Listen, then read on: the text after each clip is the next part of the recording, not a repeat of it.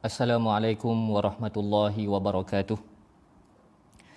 Bismillah, wassalatu wassalam ala rasulillah wa ala alihi wa sahbihi wa man walah.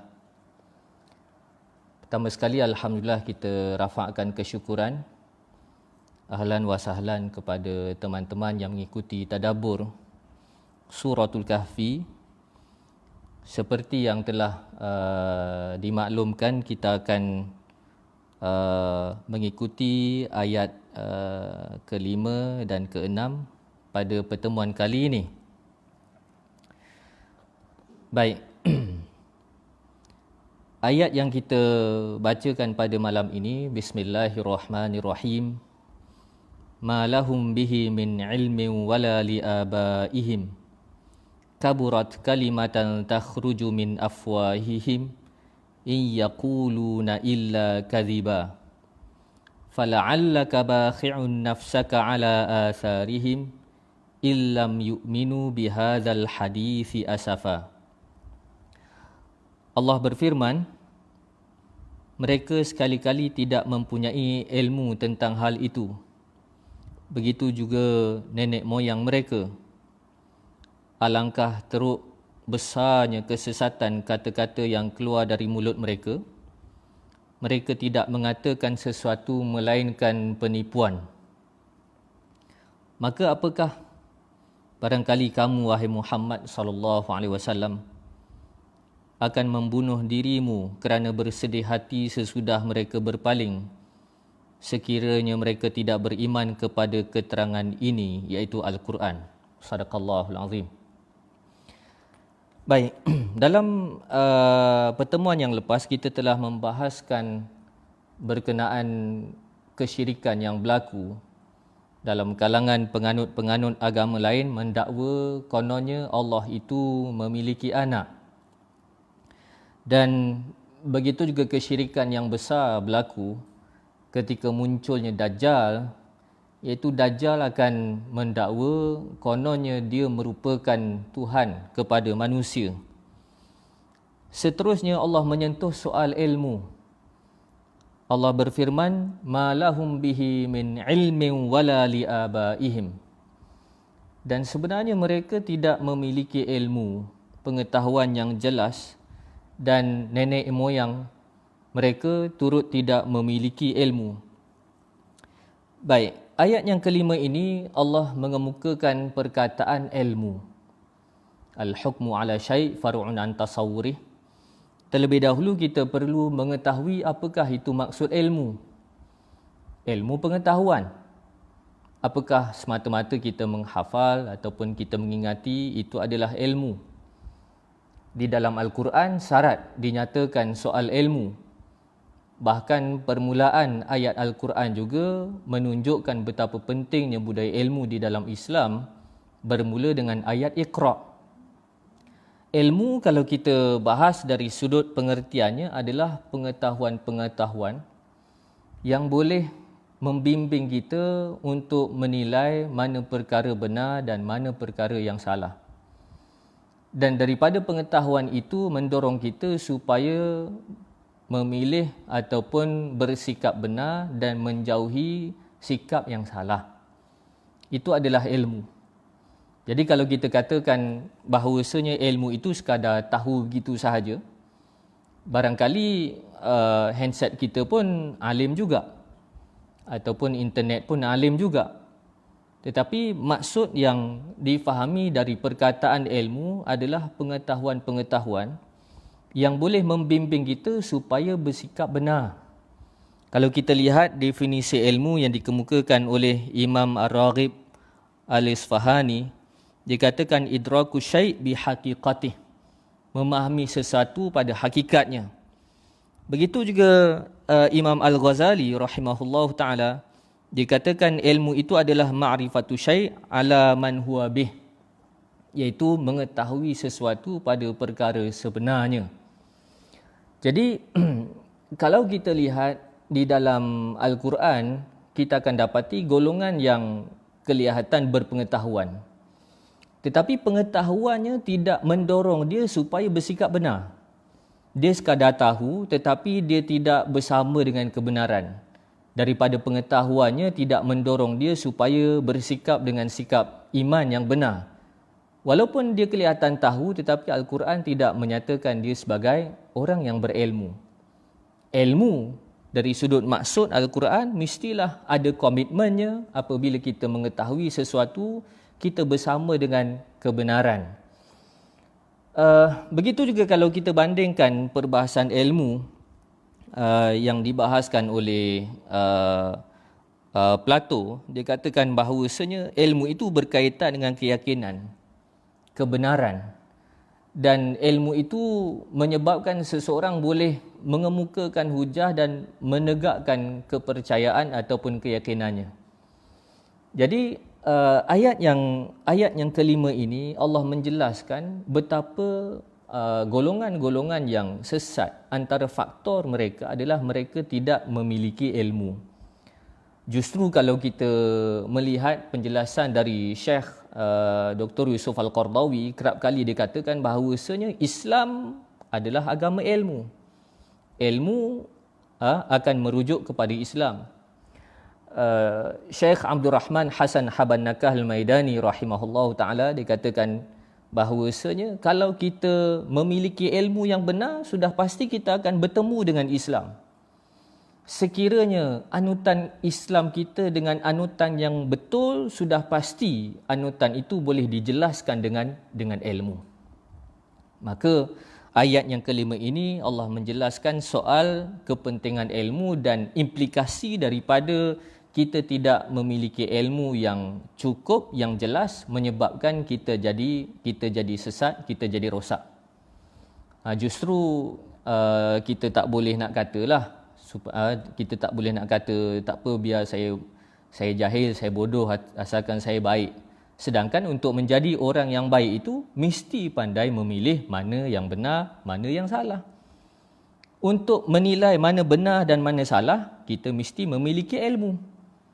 Justru bukan dari orientasi Islam yang mengemukakan kata-kata kononnya biar bodoh asalkan baik. Untuk menjadi baik itu mesti kita memiliki ilmu sekurang-kurangnya pada kefarduan kita memilih perkara benar dan tidak bersama dengan perkara yang salah. Baik, dalam ayat ini Allah nyatakan yang tidak memiliki ilmu itu adalah golongan yang sebelum itu, wa yunziral ladzina qalu takhadallahu walada, golongan penganut agama-agama lain yang mendakwa kononnya Allah itu ada anak. Dan daripada kejahilan mereka, Allah menjelaskan wala li abaihim, mereka tidak ada ilmu, dan nenek moyang, keturunan, mak bapak mereka pun tidak ada ilmu. Maka dijelaskan oleh para ulama bahawasanya ini merupakan tabiat kesesatan yang berlaku adalah apabila masing-masing mengikut secara membabi buta. Kalau kita lihat di dalam Al-Quran, banyak Allah jelaskan tabiat kesesatan musuh para Nabi dan Rasul adalah mereka suka taklidul a'ma, taklid secara membabi buta. Sebagai contoh di dalam ayat Al-Quran, apabila Nabi kita Muhammad SAW menyeru kepada kaumnya supaya ikut ajaran iman, mereka kata apa? Hasbuna ma wajadna alaihi aba'ana awalau kana aba'uhum la ya'lamuna syai'an wa la yahtadun. Apabila datangnya Nabi memperingatkan kepada mereka, ikutlah ajaran Islam, ajaran iman dengan keterangan yang jelas, bukan dengan khurafat, bukan dengan tahyul, bukan dengan kepercayaan yang tidak boleh dijelaskan. Ajaran Islam adalah ajaran yang jelas. Tetapi apa balasan mereka kepada Nabi? Mereka katakan cukup. Cukuplah kami ini dengan apa yang telah diwariskan oleh nenek moyang kami. Kami sudah cukup. Kamu jangan tunjuk pandai wahai Muhammad. Kamu jangan merobek tradisi kami. Kamu jangan mencabar ajaran nenek moyang kami. Cukup kami ikut apa yang telah diwariskan oleh orang tua, pembesar-pembesar kami, sudah cukup. Muhammad jangan tunjuk pandai.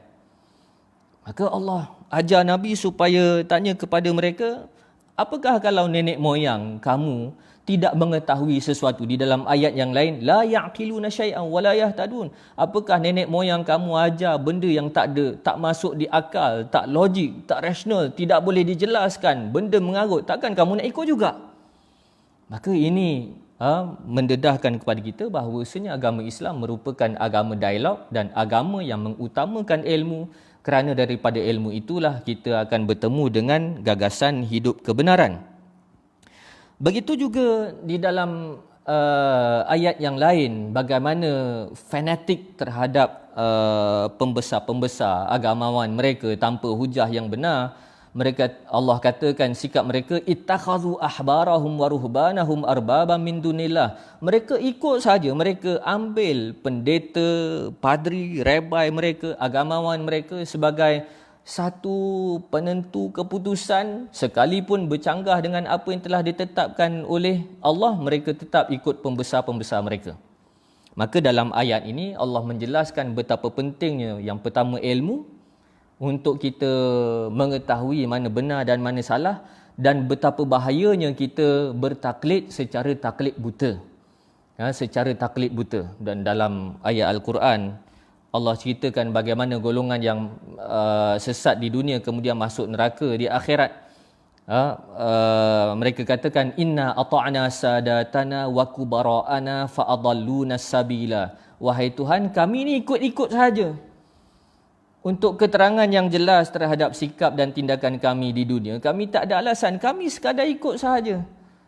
Kerana apa? Kerana sadatana, pembesar-pembesar kami, wa kubara'ana ditafsirkan oleh para ulama ataupun ilmuwan kami yang menyeleweng, kami ikut sahaja, tak ada hujah, tak ada keterangan yang jelas pun kami ikut sahaja. Menyebabkan kami ini jadi sesat, jadi masuk neraka. Baik. Jadi ayat ini Allah jelaskan soal pentingnya ilmu. Dan kalau kita lihat di dalam ayat Al-Quran bagaimana penganut Kristian dia mendakwa kononnya Isa itu adalah anak Tuhan. Yahudi mendakwa mereka telah mensalib Nabi Isa, tetapi Allah katakan wama qataluhu yaqina, mereka tidak berpegang dengan agama mereka dengan keyakinan hujah, tapi mereka ikut, mereka agak-agak, mereka rasa-rasa. Maka cara budaya beragama seperti ini ditentang oleh Islam. Maka justru daripada kita faham pentingnya ilmu itulah baru kita tahu kenapa wahyu pertama Allah turunkan Iqra bismi rabbikal ladzi khalaq, kerana untuk menyerang budaya beragama cara sesat, iaitu agama tanpa ilmu, ikut-ikutan sahaja.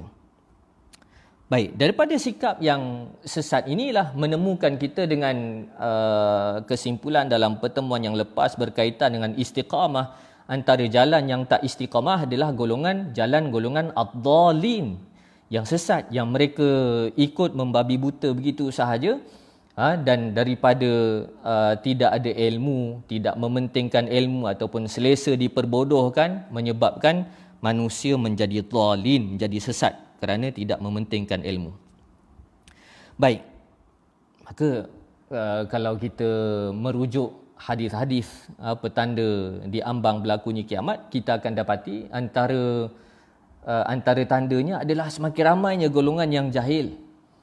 Semakin ramai golongan yang jahil, ilmu akan diangkat. Innallaha la yaqbidul ilma intiza'an.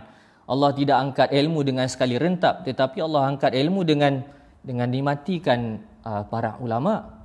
Maka fungsi ulama bersama dengan kita adalah untuk kita ambil pedoman, untuk kita ambil pengajaran, untuk kita wariskan ilmu mereka, bukan semata-mata untuk kita sayangi mereka begitu sahaja. Baik. Kemudian Allah katakan kaburat kalimatan takhruju min afwahihim. Alangkah besarnya apa yang keluar daripada mulut mereka. Maka ditafsirkan oleh para ulama bahawasanya afwahim wal khuruj ibaratun anil harakah, iaitu kesesatan yang dipegang oleh golongan yang sesat adalah mereka menggerakkan kesesatan itu, bukan mereka sesat, kemudian mereka simpan kesesatan mereka begitu saja, tetapi mereka menggerakkan kesesatan mereka dan lidah mereka hanya mengikut taklid secara buta begitu saja. Ini antara tafsiran yang dibuat oleh Imam Fakhruddin Ar-Razi dalam kitabnya Mafatihul Ghaib. Baik.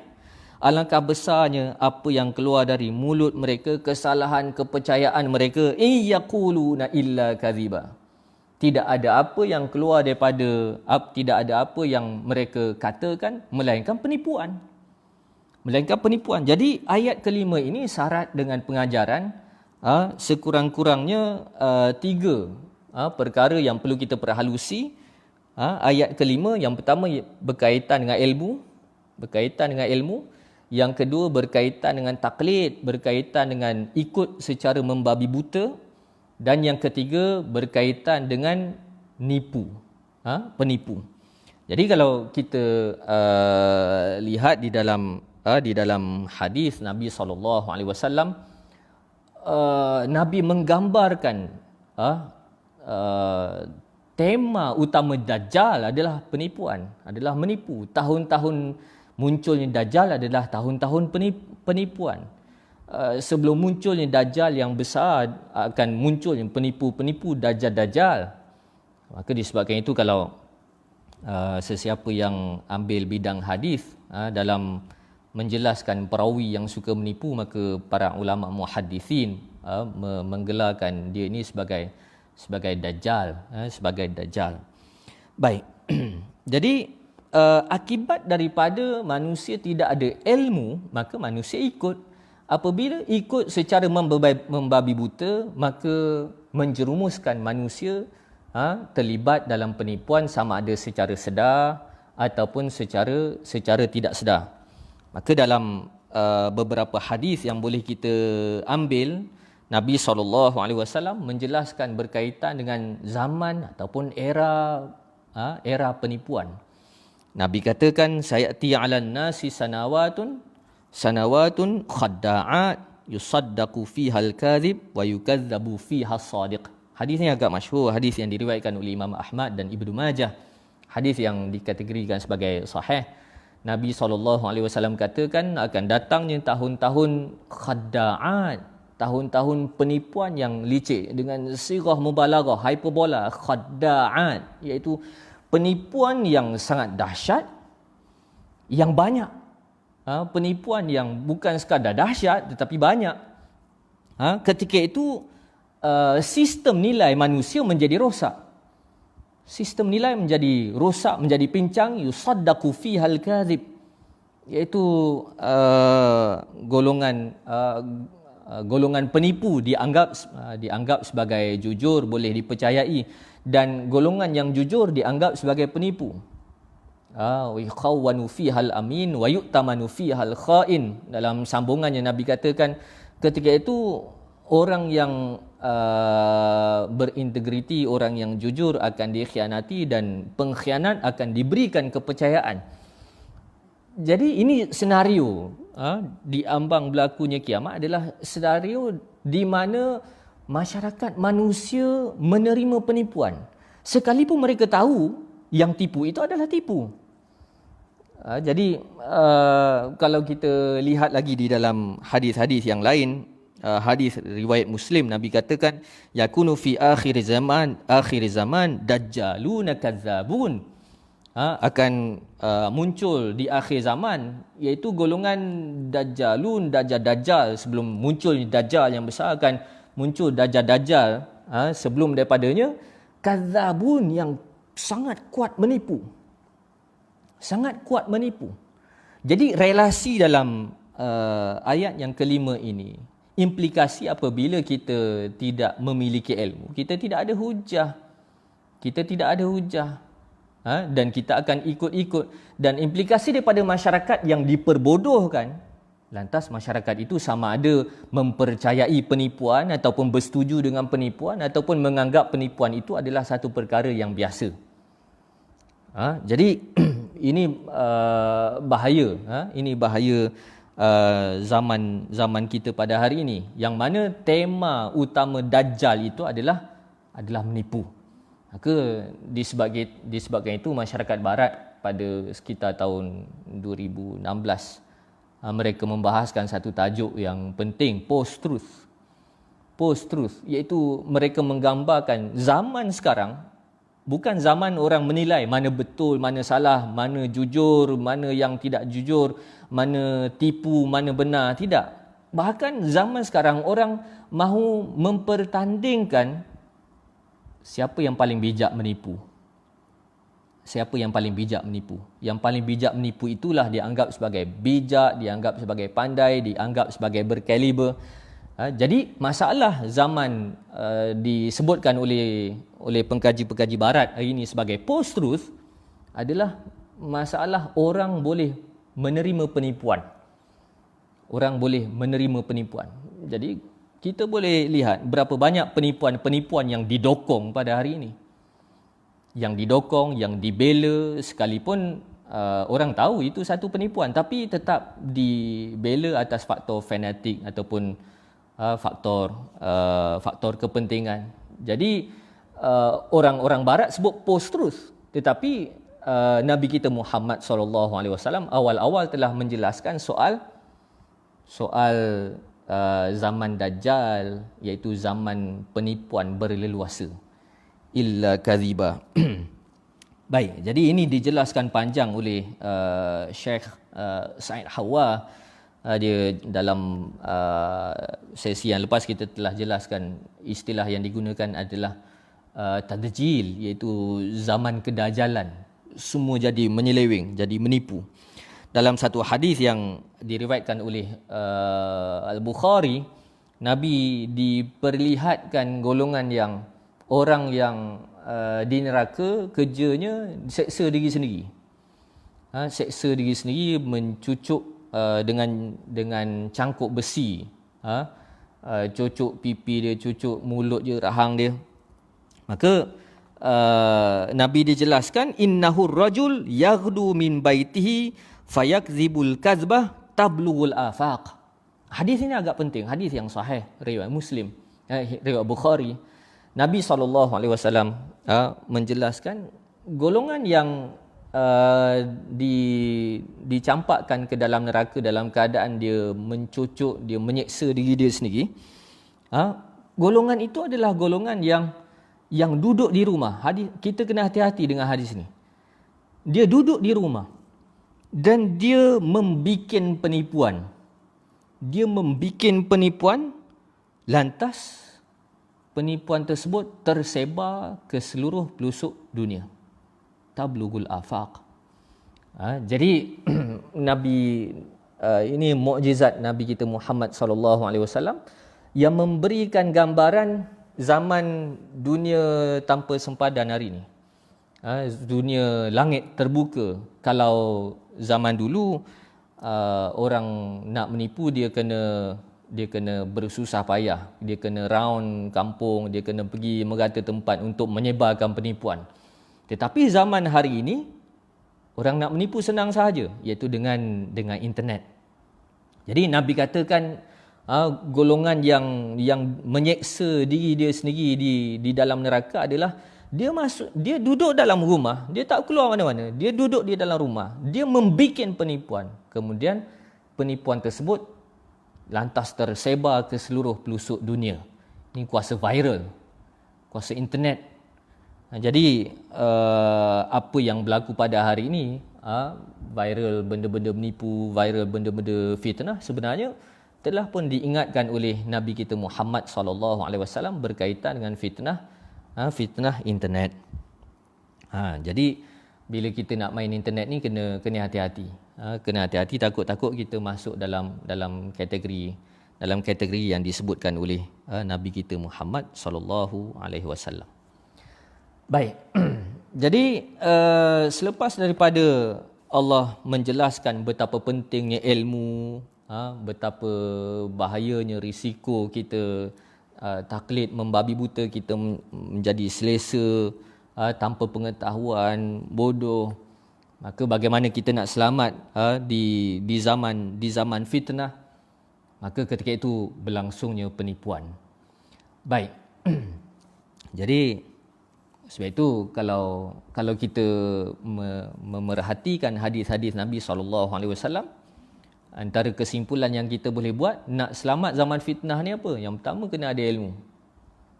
Yang pertama kena ada ilmu. Yang pertama kita kena jadi orang yang jujur.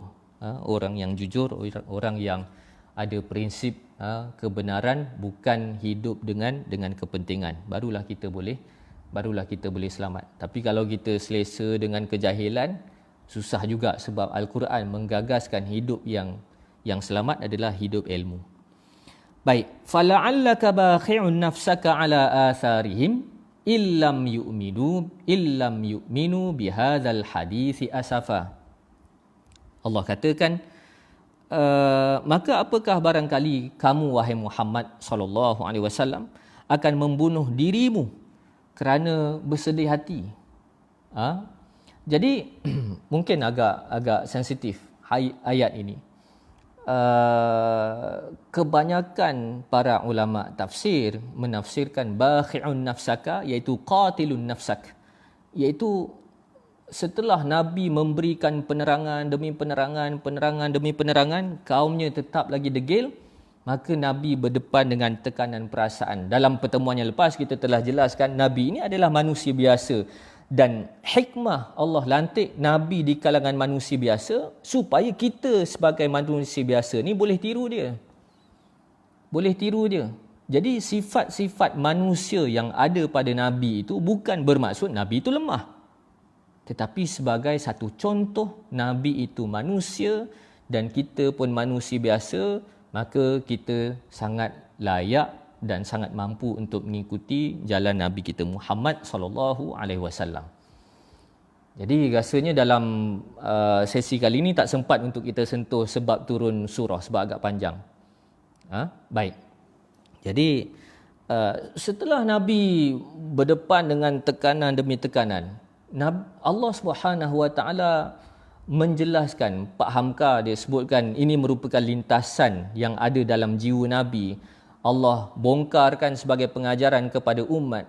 Apakah kamu wahai Muhammad terfikir terlintas mahu bunuh diri kerana melihat kedegilan mereka, menyebabkan kamu putus asa. Dalam kitab Ar-Rahiqul Makhtum, Syekh Mubarak Furi, beliau mengambil riwayat daripada Bukhari menjelaskan antara tekanan yang dihadapi oleh Nabi setelah Nabi dapat wahyu Iqra, kemudian Allah hentikan sebentar wahyu, Nabi rasa tertekan, Nabi pening, sehinggalah Nabi naik ke puncak gunung, Nabi nak terjun. Sebab apa? Terlalu tertekan. Maka ayat yang ke-6 ini sekali lagi Allah jelaskan, fala'allaka bakhi'un nafsaka qatilun nafsak, kamu mahu bunuh diri. Ditafsirkan Imam Fakhruddin Ar-Razi, dia menjelaskan ada dua tafsiran. Majoriti para ulama tafsir menafsirkan qatilun nafsak, bunuh diri. Tapi ada tafsiran alternatif yang